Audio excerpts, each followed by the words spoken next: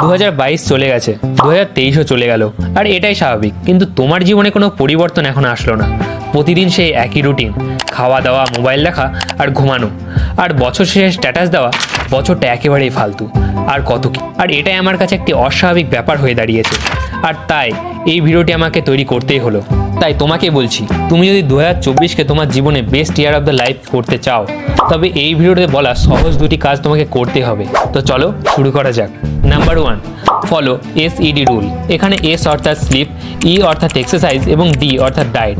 জীবনে তুমি যে কাজই করতে যাও না কেন, তোমার শরীর যদি ফিট না থাকে, তবে সেই কাজে কখনোই সফলতা আসবে না। কারণ কথায় আছে, গাছ কাটার আগে অস্ত্রে ধার দেওয়াটা দরকার।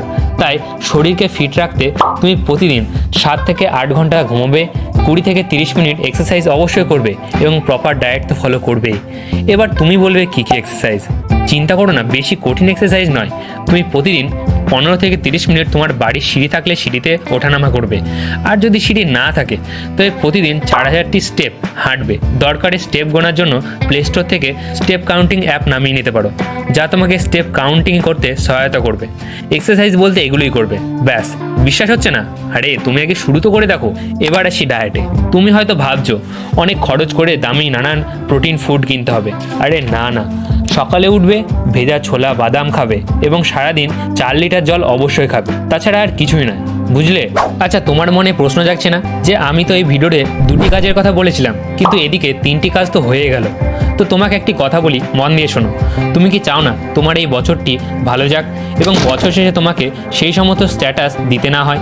তবে জীবনে এই ছোটো ছোটো স্টেপগুলি নিতে শেখো, আর না হলে এই ভিডিওটি ছেড়ে যেতে পারো।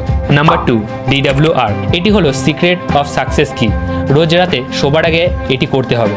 প্রথমে তোমাকে একটি খাতা নিতে হবে এবং সেই খাতায় রোজ রাতে DWR লিখতে হবে। কি বিষয়টা ঠিক পরিষ্কার হলো না, তাই তো? এখানে D অর্থাৎ হোয়াট আই ডিড, আজ তুমি কি করেছো। W অর্থাৎ হোয়াট আই উইল, কাল তুমি কি করবে। এবং R অর্থাৎ হোয়াট আই রিগ্রেট, আজ তুমি কি ভুল করেছো।